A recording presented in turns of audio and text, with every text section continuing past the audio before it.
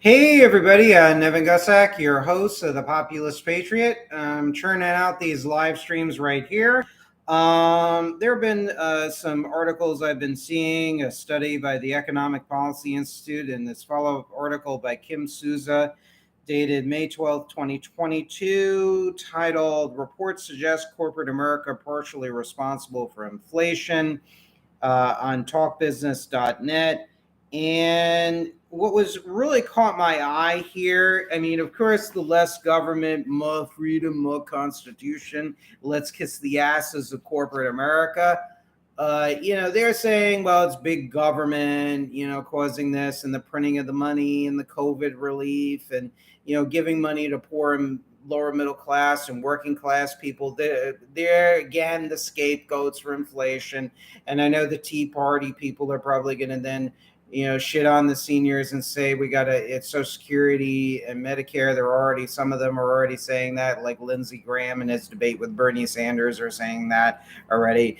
So it's a matter of time before that. But in reality, it's companies are actually rewarding shareholders at the expense of consumers, as well as bread and butter investment in new plants and new resources and new factories in the case of the energy industries and new extraction of energy sources and whatnot.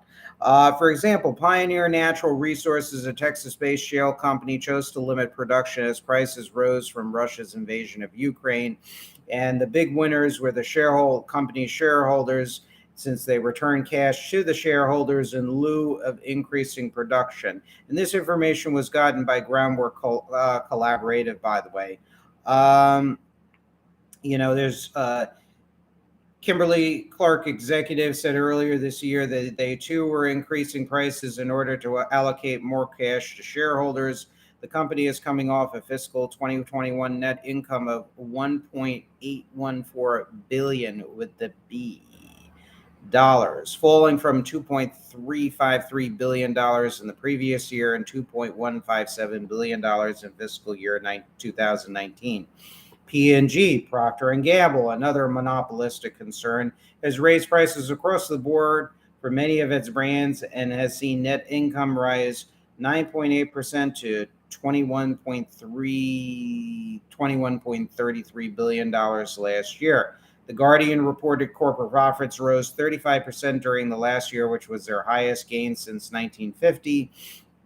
This also coincides with the 8.3 inflation rate reported this month by the Labor Department.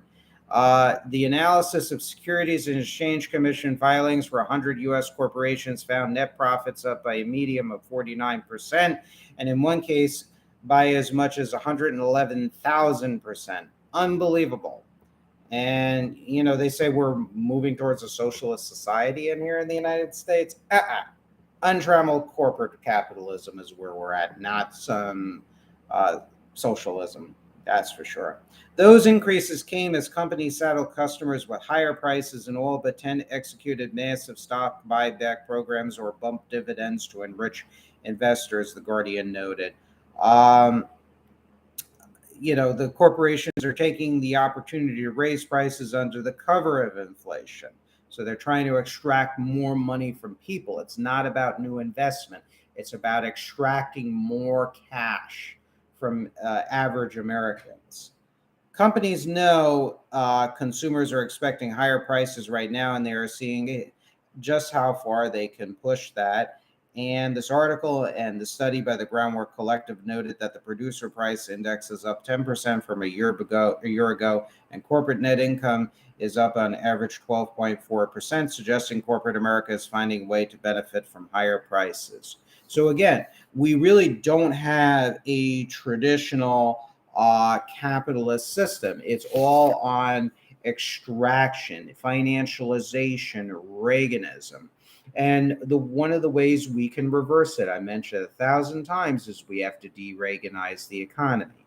We have to roll back all of the reactionary forms of deregulation that benefited the hyper-financialization of the economy. This occurred under Ronald Reagan, even occurred a little bit under Jimmy Carter, too, with airline and trucking deregulation. It didn't benefit the consumer necessarily in the long term. And we got to get rid of all the financial deregulation of Ronald Ronald Reagan and George W. Bush.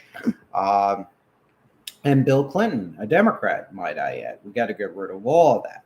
And once we do that, and once there's a better balance between the financial side of the economy and the productive side of the economy, then we will find that things will improve here in the United States. So, any comments that you have, feel free to like the video, write your comments. And I think I'm going to wrap up my live streams for now. And I'll be back probably sometime this week. Again, happy Father's Day, all of you who are listening. Thank you all for the few that are listening, taking the time today to do so.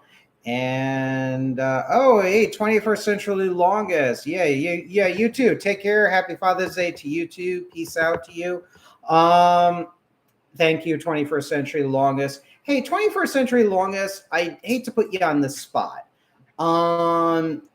New Frontier right now was not able to do an interview. I guess they apparently are focusing more on candidates and other like-minded topics. But if you or somebody else affiliated with New Frontier would like to come on my program to be interviewed, even if it's CT or you or whomever, I would be happy to have you. I enjoy a good conversation.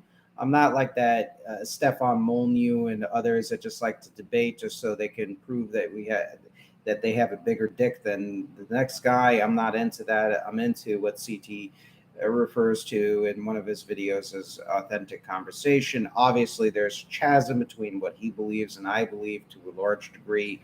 But I love authentic conversation because that's how bonds are created. That's how we learn from each other. And hopefully we can kind of, and that's how, people's perspectives that can be changed too as well. It kind of humanizes other points of view.